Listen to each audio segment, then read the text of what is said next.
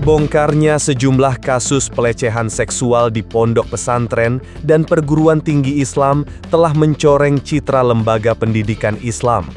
Parahnya, kekerasan seksual ini melibatkan oknum ustadz hingga pimpinan ponpes.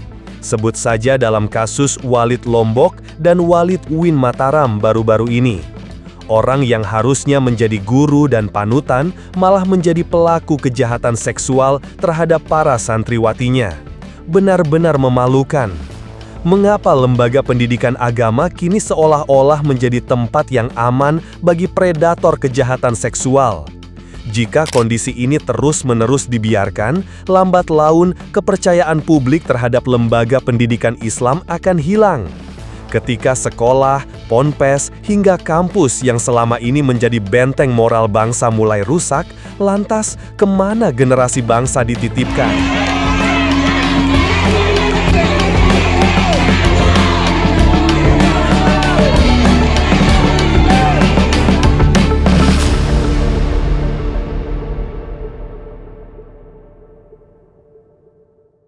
Ya itulah makanya kadang-kadang sekarang ini kan kita dipanggil Tuan Guru juga malu kita. Jangan begitu. Apakah ini kehormatan atau mereka ngeledek kita? Nggak tahu kita sekarang ini ya. Makanya ya kita latihlah anak-anak itu. Mulai ini sekarang saya sudah bagi dengan kasus kesini saya bilang begitu, ingat ya. Sampaikan sama ustadz-ustadz anak perempuan tidak boleh cium tangan apalagi kepada guru. Sudah saya bilang begitu. Mulai hari ini saya bilang tidak ada lagi namanya cium tangan mau pakai lapis apa perempuan kami salaman sama laki, nggak usah.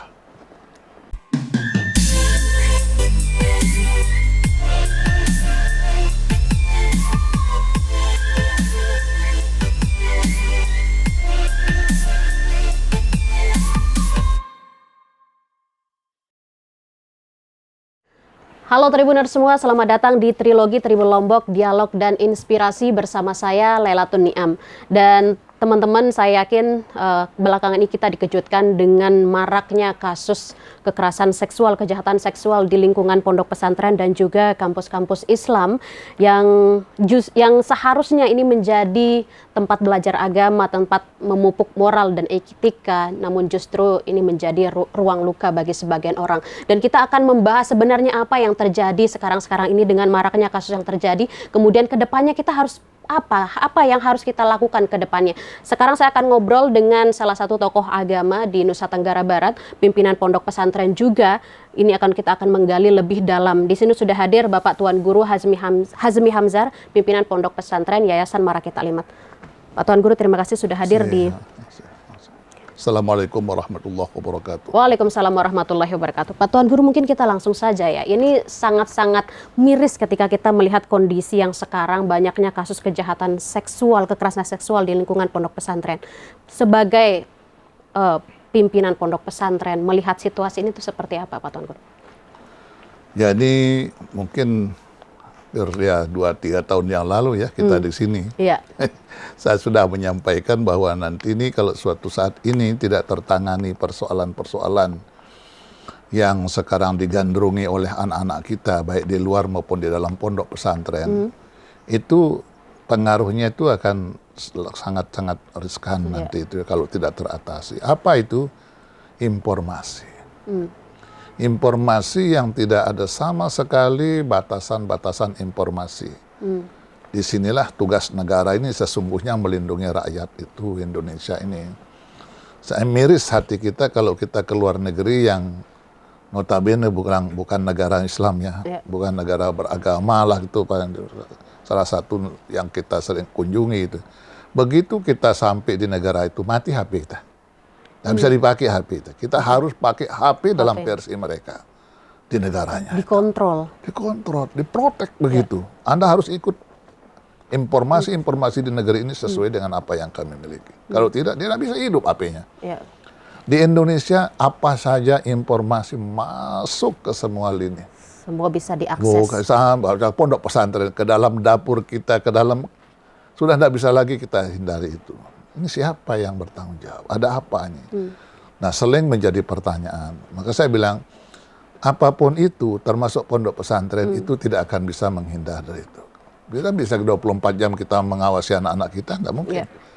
Kita, ya yang pimpinannya di mana, anaknya ada di mana.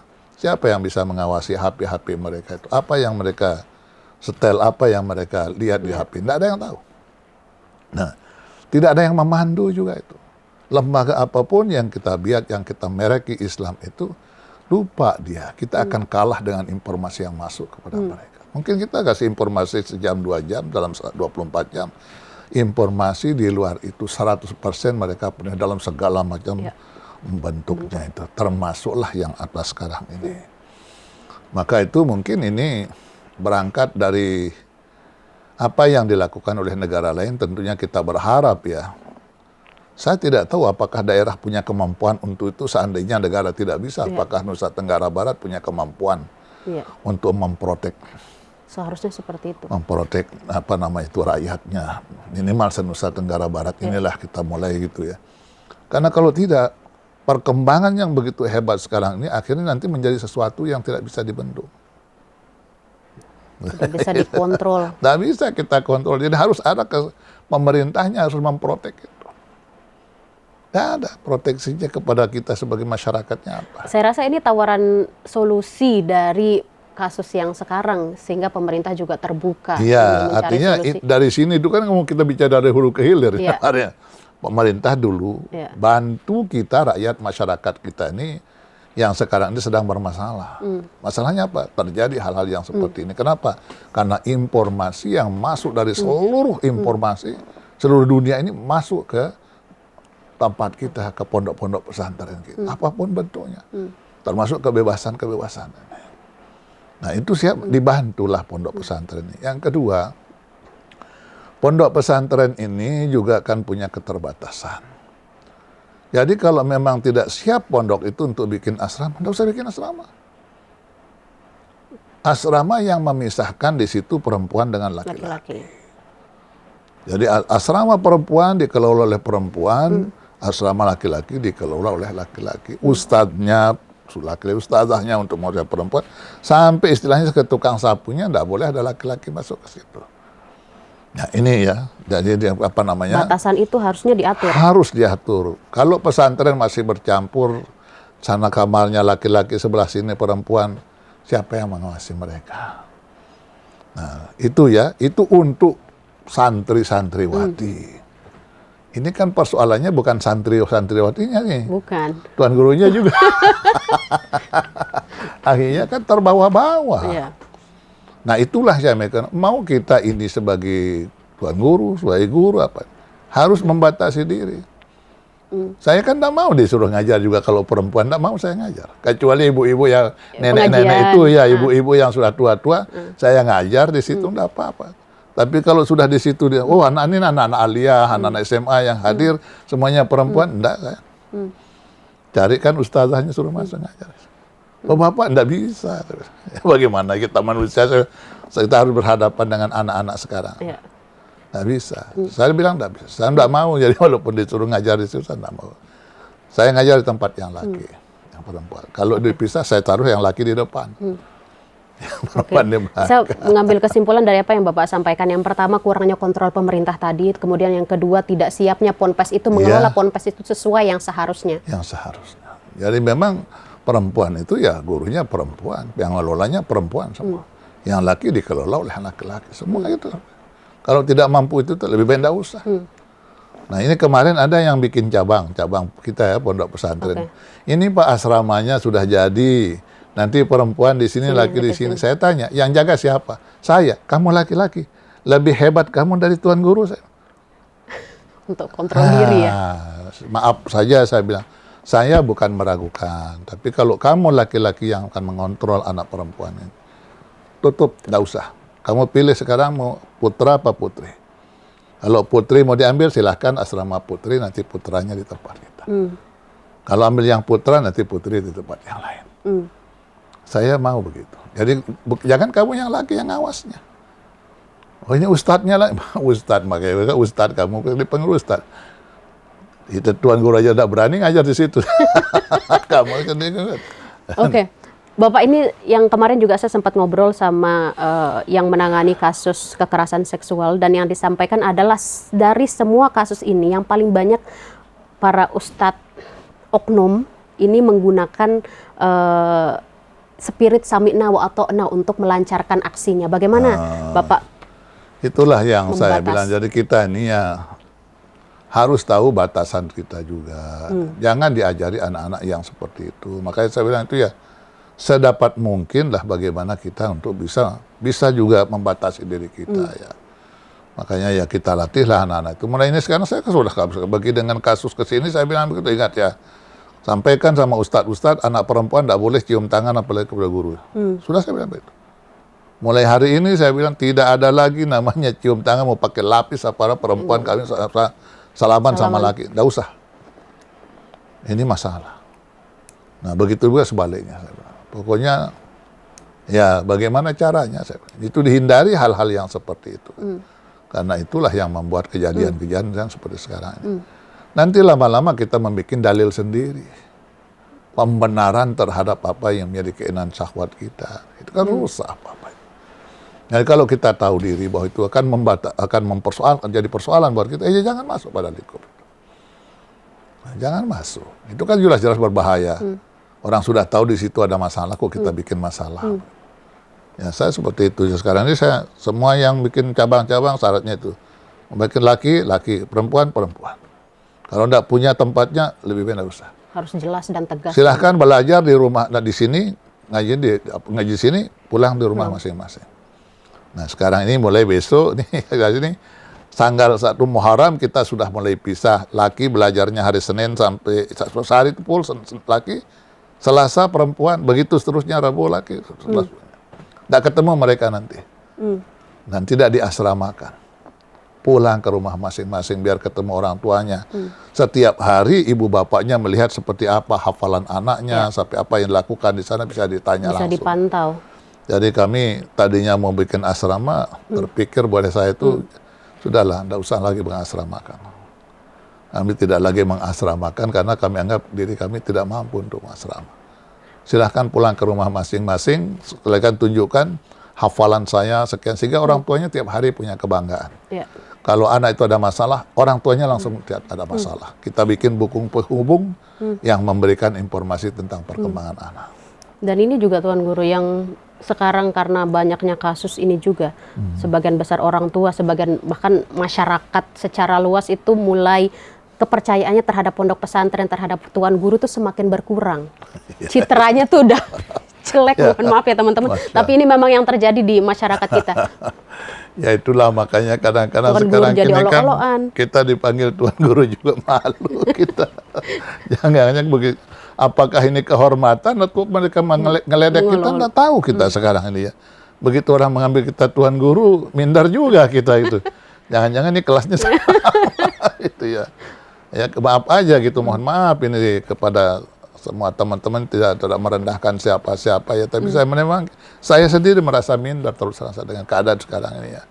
Merasa minder kita ya, bagaimana. Jadi kalau ada yang manggil Tuan Guru tuh ini penghormatan atau penghormatan apa mereka ngeledek kita gitu. Jangan-jangan ini makanya enggak ngomong kita lihat dulu ini siapa yang manggil ini gitu. Apakah dia memang betul-betul manggil kita Tuan Guru karena dia menghormati kita atau main-main untuk kita? Enggak tahu lagi itu. Karena citra itu. Karena ini mohon maaf sekarang ini kalau ada orang nakal punya anak itu dibilang anaknya Tuan Guru. Kan penghinaan itu bukan kemuliaan lagi buat kita. Nah inilah yang kita jaga, karena itulah yang mungkin introspeksi buat kita semua ya. Ya bagaimana ke depan untuk pondok pesantren ini, ya saya selalu menyampaikan, ya pola pengajaran itu juga harus dipikirkan ya. Karena terus terang saja, sehebat apapun kita mengajarkan Al-Quran hadis kepada anak-anak kita, kalau akidahnya itu lemah, lemah pula semuanya itu. Dan itu Rasulullah itu mengajarkan yang pertama itu ngerti dulu akidahnya. Benarkan dulu akidahnya itu. Dia harus tahu dulu hidup ini untuk apa. Lalu bagaimana dia hidup dari sekarang ini. Bagaimana dia seharusnya berbuat di hadapan Tuhannya. Harus dia tahu. Apa yang harus dikerjakan, apa harus ditinggalkan. Itu nanti akan mengingatkan iman itu. Gitu. Jadi Rasulullah itu makanya mengatakan akidahnya menjadi fondasi. Kalau sudah akidahnya itu kuat, ya itu dia lepas di mana-mana anak itu hidup. Ya, kita ini kan pengalaman dilepas di depan anak. Saya ini membina anak nakal itu dia cukup lama saya. Puluhan tahun saya membina anak nakal itu, bayangkan itu. Bagaimana besar ujian kita terhadap anak-anak seperti itu. Tapi kita tetap kita, mereka tetap mereka.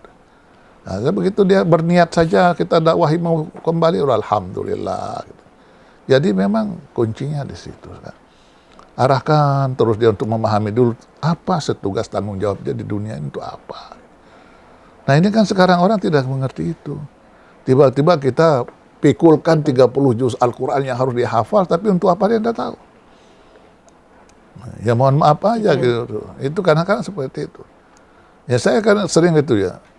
Sering menyampaikan, coba lihat itu. Quran itu kunci segala yang terkunci. Tapi toh juga kadang-kadang orang tidak tahu yang mana kunci pintu, mana kunci lemari. Kan gimana saya bilang begitu. Mereka padahal pegang kunci ini, tapi dia tidak tahu nih kunci apa. Al-Quran 30 juz. Maka digambarkan kamatsalil himar yahmil asfara. Seperti hemar saja yang memangkul bung. Ya, apa yang ada di pinggul yang dipikulnya itu dia tidak tahu isinya apa gitu. Ya jangan seperti itu. Jadi memang pola itu kembalikan dulu akidahnya dulu, benarkan anak-anak ini sembari kita isi dengan pengenalan Al-Quran yang baik. Kemudian bagaimana dia harus hidup. Nah, hafal Qurannya tapi kehidupannya juga layak, fantastis. Kalau dia pegang Al-Quran menjadi orang terhormat. Karena menghafal Quran itu bukan hal yang sulit ya. Mudah orang untuk hafal, tapi bagaimana memegang Al-Quran ini sebagai hafizah itu bukan suatu hal yang mudah gitu ya. Nah, itu yang kadang-kadang mohon maaf aja gitu, saya sering katakan ya anak muda kita ini pahami dulu Quran ini untuk apa. Ya, kan. Itu kalau udah paham juga tiba-tiba hafal terus, tapi untuk apa enggak tahu juga gitu. Yang kadang-kadang ya mohon maaf saja ya, dia ini hafal Quran, ada masalah dia pergi ke dukun. Ini kan bagaimana seorang hafiz malah pergi mencari dukun menyelesaikan persoalannya. Tidak tahu. Padahal dia penghafal 30 juz Al-Quran. Nah ini saya bilang begitu karena tidak tahu. Nah itu yang maka itu coba dulu luruskan dulu persoalan ini, baru diisi dengan Quran dengan hadis. Makanya orang tua kita dulu yang pertama itu mengajarkan agama ini sederhana. Kenal dulu Tuhannya. Ma'rifatullah itu menjadi suatu hal yang utama, tidak boleh belakangan. Ya. Jangan setelah hafal Quran baru diajarkan itu, telat kita. Di depan diajarkan soal itu supaya dia paham dulu ya. Mengenal Allahnya itu seperti apa. Dan saya rasa itu orang-orang tua yang memasukkan anaknya ke pondok pesantren itu yang diharapkan Pak Tuan Guru. Tapi ketika masuk ke pondok pesantren ya disuguhkan dengan itu tadi langsung menghafal tanpa membuat pondasi kuat akidahnya itu. Nah itu makanya sekarang kan di kita ini kita mencoba ya. Sejak saya 30-an tahun yang lalu selalu itu. Pertama saya bilang perkuat keyakinannya anak-anak. Kalau dia masih ragu, saya bagaimana membuat dia menjadi yakin. Coba anak-anak muda itu ya, saya tenggelamkan di kolam pada jam 2 malam. Coba bayangkan. Dengan tujuan apa? Ya kalau menguji keyakinannya itu. Kalau zikirnya tidak baik, bisa pingsan dia. Dengan dingin 0 derajat seperti di Lemor itu. Tapi kalau zikirnya memang benar, dia percaya kepada Allah. Dia benar. Dia yakin Allahu antas salam wa minkas salam wa ilaika ya'udus salam fa hayyina rabbana bis salam. Apa yang dia ragu dengan itu? Keluar dari kolam itu saya buatkan api unggun. Dia harus melewati api itu keluar. Tuh. Keyakinan. Coba. Kalau dia tidak yakin, mana dia berani lewat ke situ? Di bayan itu saya peladungin, saya bungkus dia pakai kain kafan itu. Saya buang di laut. Pakai sampan. Tuh balik juga dia ke pinggir dengan keyakinannya. Baru kita ajarkan dia yang lain-lain itu. Ya kuatlah dia anak-anak itu. Jadi dia punya kekuatan tersendiri. Tidak perlu diragukan keyakinannya. Karena kita lihat di situ. Kalau dia lemah zikirnya kepada Allah, tenggelam dia.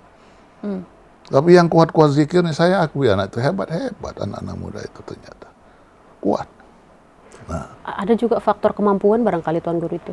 Ya, itulah antara lain maksud saya itu ya. Yang pertama itu kuatkan dulu keyakinannya kepada Allah. Baru kita isi ilmu. Ini kan mengikuti ini. Kan toh al-ilmu nurun, kata orang. Ilmu itu cahaya. Cahaya dari mana? Dari Allah Subhanahu wa Ta'ala. Nah, kalau hubungannya kesananya itu pemancarnya tidak bagus, bagaimana HP bisa memancarkan sinyal yang bagus? Nah, kita di sini tidak ada sinyal. Bagaimana bisa menangkap terkoneksi. itu? Tidak terkoneksi dengan itu. Nah, itu yang saya bilang. Jadi, saya lebih mengajak pada anak kita dulu.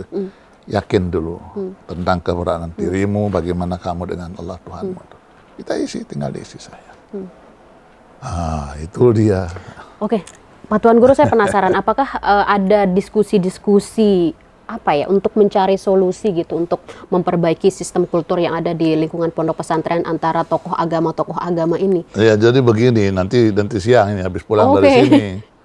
Jadi sekarang ini, ya mohon maaf ini jangan tersinggung ini juga para Tuan Guru. Saya kan kebetulan memang ketua ya sekarang pembina seni budaya Nusantara juga ya. Ini terbalik dunia ini saya bilang. Dulunya kan para Tuan Guru memikirkan bagaimana budayawan ini supaya bisa mengamalkan agama dengan baik.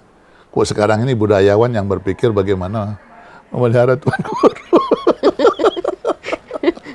Mohon maaf terbalik. ini. Nah, jadi sekarang kita kan kumpul ini, membahas ini nanti siang ini. Coba pikirkan, bantu. Dari segi budaya ini apa masalah kita coba. Jadi terbaliklah dunia ini. Yang tadinya Tuan Guru berpikir bagaimana budayawan ini supaya bisa menjadi muslim yang baik. Sekarang budayawan berpikir bagaimana Tuan Guru menjadi Tuan Guru yang baik.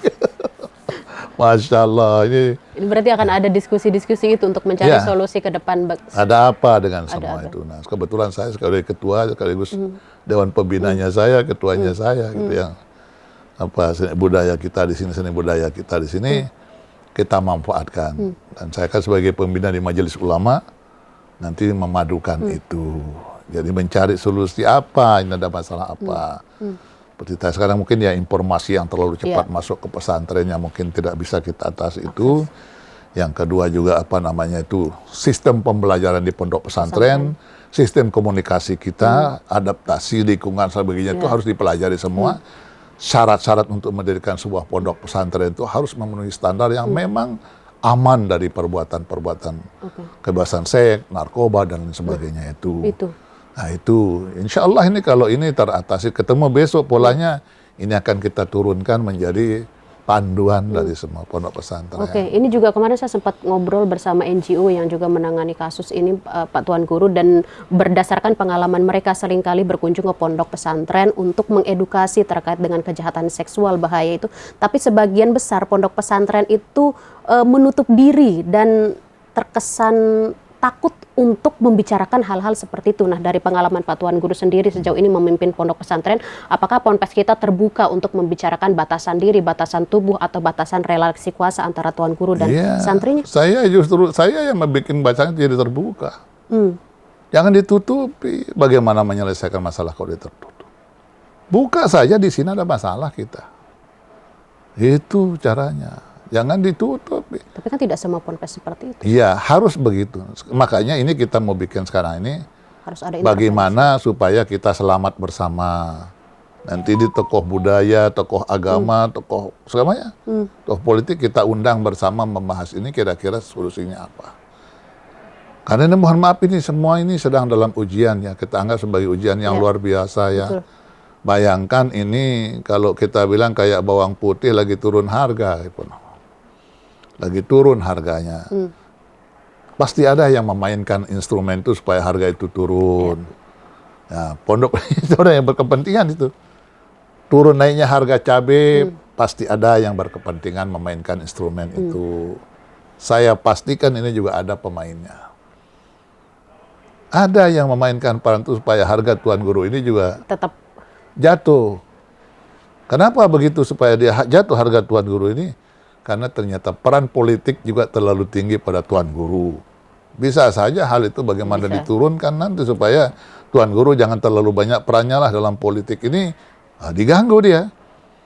Supaya jatuh harga Tuan Gurunya. Sekarang supaya tidak ikut-ikutan pada bilang ini bilang itu, bisa saja itu. Nah, sama seperti kita dulu di politik, ya, Tuan Guru nggak usah berpolitik, nggak usah begini. Yang ngomong itu siapa? Ya orang-orang yang mau duduk di DPR itu yang bilang begitu sama kita. Nah, Urusin jemaah aja gitu. ya usul masanya nanti kami yang di DPR lah gitu. Nah, ya kan itu caranya untuk supaya Tuan Guru tidak masuk di DPR. Nah, kira-kira seperti itu. Sekarang ini orang bagaimana kalau dengan isu-isu ini dibesarkan kan jatuh. UIN juga kena, Ya. ya kan? Universitas Islam terbesar di Provinsi Nusa Tenggara Barat dengan jumlah profesor terbesar itu dibanding dengan yang lain luar biasa. UIN ini luar biasa besar, tapi sekarang toh juga kena dengan imbas ini. Iya. Nah ini maka perlu supaya apa maksudnya orang itu ya kita ini bagaimanapun pasti ada arah sana itu. UIN sedang naik daun itu bagaimana mematahkannya. Ya ini kan sama bisnis. Tapi Pak Tuan Guru, ini dengan kasus yang sekarang ya, kita sebagai manusia, orang awam lah, kemudian masyarakat luas, bagaimana sebenarnya kita harus menyikapi situasi ini gitu, tanpa terbawa arus informasi dengan berbagai framing-framing terhadap Ponpes dan Jadi kampus. memang kalau segitu kan sudah agama menyatakannya ku ampusakum wa ahlikum nara. Jaga dirimu dari keluargamu dari api neraka. Ya, artinya semua kita. Selamat anak di pondok pesantren, di jalan dia tidak selamat. Ya. Selamat dia di jalan, di rumah dia tidak selamat. Selamat dia di rumahnya, di pergaulannya dia tidak selamat. Jadi memang ini harus keselamatan bersama yang dipikirkan itu. Karena gangguannya itu min syarril waswasil khannas alladzi yuwaswisu fi sudurin nas minal jinnati wan nas. Jadi yang punya pengaruh itu di mana-mana. Selamat dari sana, di jalan. Selamat sampai rumah, dia itu diganggu juga. Di mana-mana dia ada gangguan. Siapa juga? Min syarril itu. Minal jinnati wan nas itu. Nah ini jadi memang situasinya ya sekarang ini seperti itu. Memang berat. Pondok ini berat sekali sekarang ini. Untuk bagaimana mewujudkan sesuatu yang ideal itu memang berat ya.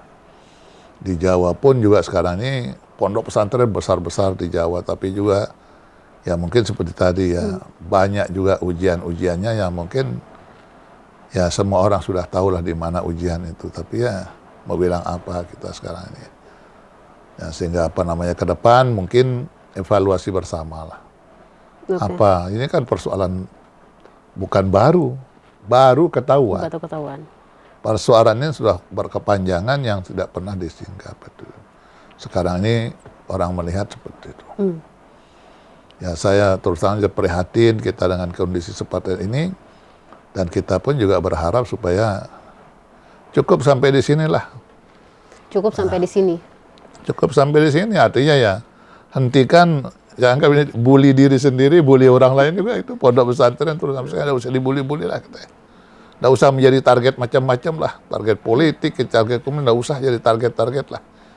Biarkan pondok pesantren ini mengembangkan dirinya dengan baik, support dia dengan baik, dan apa yang kurangnya mari kita sempurnakan bersama. Karena seburuk apapun dia sekarang masih yang terbaik di antara yang lain. Oke. Itu. Saling mensupport untuk Ya, mari hentikan ini bersama-sama. kita hentikan Karena bersama. kalau berlanjut juga miris sekali. Akan generasi Ya. juga. Artinya siapapun tuh tidak boleh. Pondok pesantren itu andalan terakhir. Kalau itu sekarang itu menjadi masalah, kemana? Nah karena itu maka kalau mana yang dianggap kurang, harus kita sempurnakan bersama saja. Ada 1-2 pondok pesantren yang mungkin belum sempurna, mari kita diskusikan bersama. Dan sekarang ini mungkin pada saatnya juga para tokoh budaya dengan tokoh agama, tokoh politik ini harus duduk bersama memikirkan bagaimana ke depan pondok pesantren ini bisa lebih baik. Dan ini harus menjadi atensi semua sih. Itu semua. Tokoh agama, tokoh politik, dan segala macamnya.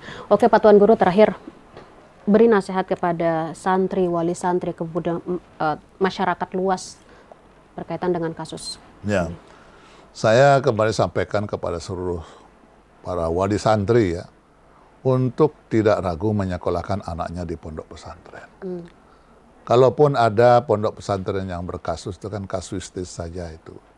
Dan ini mudah-mudahan bisa cepat teratasi dengan ada diskusi-diskusi kita para tokoh masyarakat, tokoh agama dan pimpinan pondok pesantren untuk mengatasi persoalan yang terjadi sekarang ini. Kepada anak-anakku juga yang sekarang ini menjadi santri, santriwati di semua pondok pesantren, ya tenangkan diri kalian, belajarlah dengan baik, karena kalian adalah berada di tempat yang benar, dan insya Allah masyarakat sangat mengharapkan kalian kembali ke pangkuan ibu bapaknya dalam keadaan selamat, membawa ilmu dan akhlak yang mulia nanti gitu. Jadi saya harapkan seperti itu. Ya mari kita perbaiki hal-hal yang kurang di pondok pesantren ini, kita sempurnakan yang masih kurang, dan kita dukung pesantren-pesantren juga yang mau maju untuk masa depan anak-anak kita itu. Saya kira seperti itu ya harapan saya kepada semua. Jangan pernah berhenti dalam diri kita langsung bilang, saya tidak lagi sekolahkan anak saya di pondok pesantren, tidak usah berkata begitu. Ke tempat lain pun lebih tentunya, kalau di tempat yang seperti ini saja masih ada, barangkali lebih parah di tempat yang lain, maka seburuk apapun keadaan di sini, insya Allah masih lebih baik dari tempat yang lain. Tetaplah berada pada pondok pesantren kalian. Saya kira itu ya buat kita semua. Terima kasih. Oke, Tribuners semua, itu pesan dan nasihat untuk kita semua menghadapi situasi yang sekarang yang cukup menakutkan dan cukup membuat miris bagi sebagian orang dan sebagian besar masyarakat juga. Oke, Tribuners, nanti kita akan bertemu lagi di sesi selanjutnya. Barangkali nanti sudah ada keputusan hasil diskusi dari para tokoh agama, budayawan, untuk mengatasi masalah ini. Kita tunggu, Pak. Iya, besok kalau sudah selesai saya ajak ke sini biar kita podcast bersama di sini. Oke, saya Lailatul Niam dan juga ada Bapak Tuan Guru Hazmi Hamzar pamit undur diri. Sampai jumpa. Wassalamualaikum warahmatullahi wabarakatuh. Assalamualaikum warahmatullahi wabarakatuh.